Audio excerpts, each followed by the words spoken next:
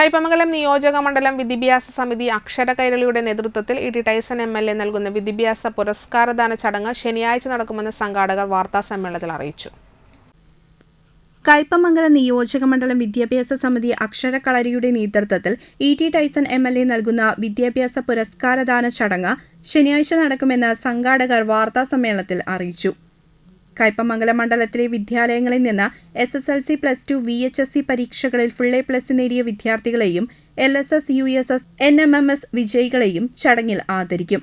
മണ്ഡലത്തിലെ 100% വിജയം നേടിയ വിദ്യാലയങ്ങൾക്കും പ്രത്യേക പുരസ്കാരം സമ്മാനിക്കും.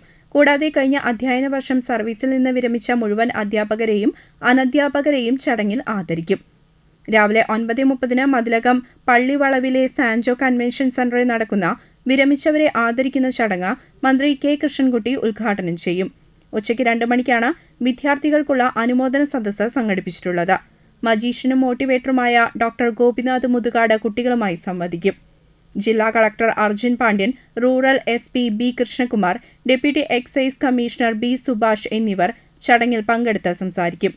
ഇ.ടി. Tyson MLA. അധ്യക്ഷത വഹിക്കും. Mathilakam block panchayat president C.K. Girija, panchayat പ്രസിഡന്റുമാർ, മറ്റ് ജനപ്രതിനിധികൾ, ഉദ്യോഗസ്ഥർ, PTA മാനേജ്മെന്റ് പ്രതിനിധികൾ, വിദ്യാഭ്യാസ പ്രവർത്തകർ തുടങ്ങിയവർ ചടങ്ങിൽ സംബന്ധിക്കും. 1010 കുട്ടികളാണ് അവാർഡിന് അർഹത നേടിയിട്ടുള്ളത്. ഇവർക്ക് മെഡൽ, മൊമന്റോ, വൃക്ഷത്തൈ തുടങ്ങിയവ സമ്മാനിക്കും. പെരിഞ്ഞനത്ത് നടന്ന വാർത്താസമ്മേളനത്തിൽ ഇ.ടി. ടൈസൺ എം.എൽ.എ., സംഘാടക സമിതി chairman Seenath Basheer, Mathilakam block panchayat president C.K. Girija, coordinator T.S. Sajeevan, Kodungallur BPC PM Mohanraj, CM Jugnu തുടങ്ങിയവർ പങ്കെടുത്തു. കുട്ടികളാണ് ഇപ്രാവശ്യം ഇതിൻ്റെ ഫുൾ A+ നേടിയ, അതുപോലെ LSS നേടിയ, USS നേടിയ കുട്ടികളായിട്ട് വരുന്നു. എല്ലാ കൊല്ലവും കൂടുന്നുണ്ട്. ഈ കൊല്ലം എനിക്ക് ഏകദേശം 100-ലേറെ കുട്ടികളുടെ എണ്ണം കൂടിയിട്ടുണ്ട്, ഈ രംഗത്ത് കൂടിയിട്ടുണ്ട്.